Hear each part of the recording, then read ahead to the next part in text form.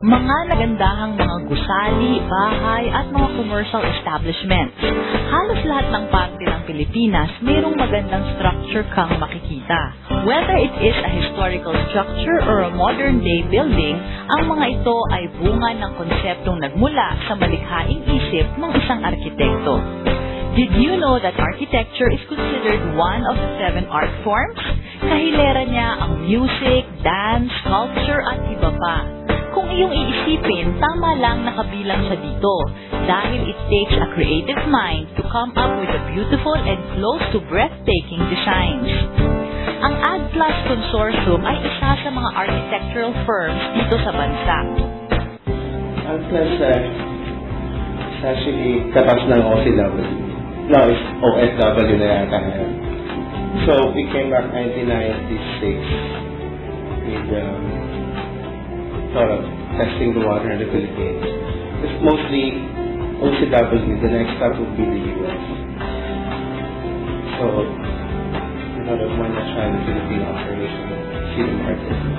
And yeah, we started with one small account office, and then it didn't stop from there. There is a relation. So we have this building really open, and that one building office becomes 24 projects in the same building. So we're only focusing on one building in that year. Sunod-sunod na every month.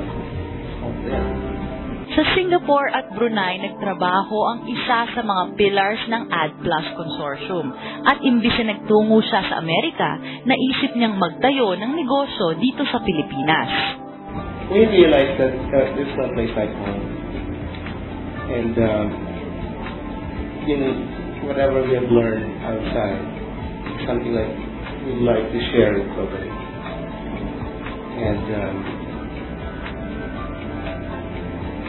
we believe that the Philippines needed. It's like 10 years behind on what the design would be. So we're here to be a part of this new learning that we'd like to share with the Philippine market. Since somebody knew us locally, we tried to knock on the door, physically knock on the door. And first group that we approached are the 4 major players. These are the leading property consultants. Can you mention names? Jones Langlasan, Cindy Richard Elliott, Colliers, in the time,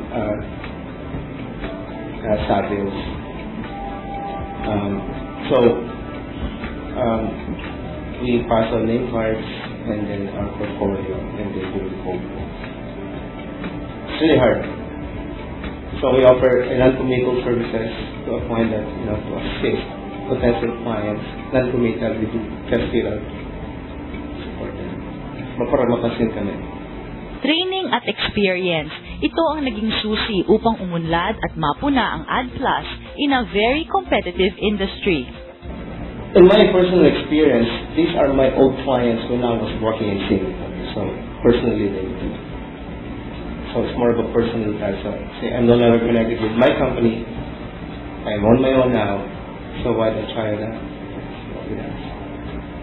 Believe it or not, we are on the mainstream, considered as the top 10 firm in corporate interiors as per the latest survey. So this is up against multinational interior design company was an operation in the Philippines. We're local, 100% local.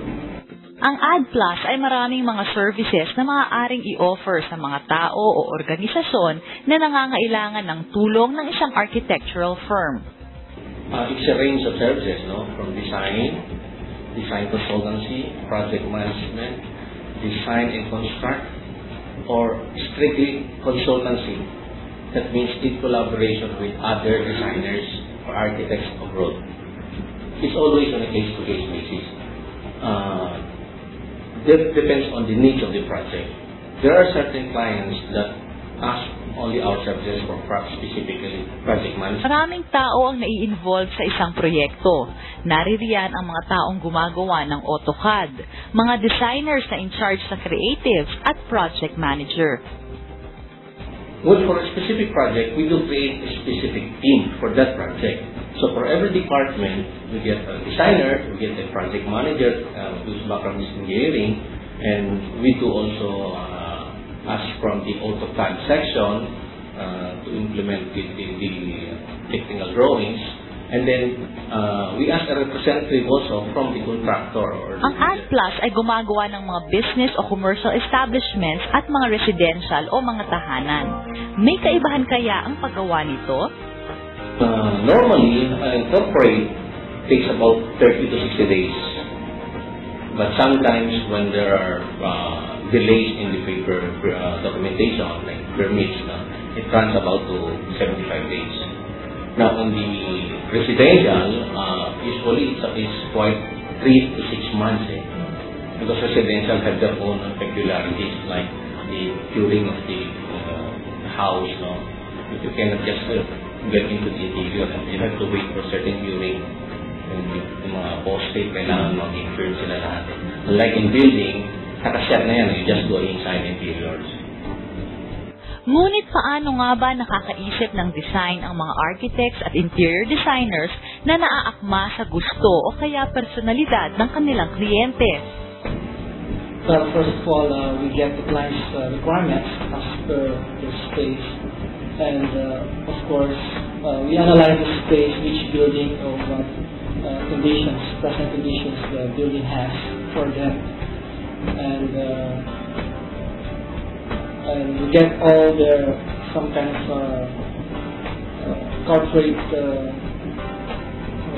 ideas, starting from colors and some graphics. So from then we create our concept on how the space plan in such a way that the requirements fit into their needs. We usually first develop mood concepts for them. So we try to give them choices of concepts, like from traditional to, I don't know, psychedelic, something like that, to vibrant, young, like that. Itinanong din namin kung ano ang mga projects na masasabi nilang very challenging. I enjoy designing yung call centers or even yung kanyara advertising companies or media companies kasi creative din sila like us. Parang nalalabas namin talaga yung creativity namin. And like that. Or even yung parang coffee concept, parang gano'n. Our goal is to have a presence or satellite office outside the Philippines. Actually, right now we're talking to some possibility of switching an office outside the Philippines. So, if the multinationals are coming here, we're going out from here. So, that's the goal. Ang mga kliyente ng addplus ay hindi lamang dito sa Pilipinas. Marami rin silang mga kliyente sa ibang bansa. US is pretty much close. Kasi ating standard na ginagamit is US standard. Middle East is a little bit deviated. It's more British standard. Ukraine is total deviation. Pati language. So, there is a sort of parang workshop that we have to go through. 7 days workshop to be able to adapt. So we are on the same page when we do evaluate things. Ang addplus ay isa lamang sa maraming mga architectural firm. But what makes them different? We value engineer. Like for example, if we wanted to use this material but then it's mahal. So we try to look for alternatives that would parang meet yung expectation.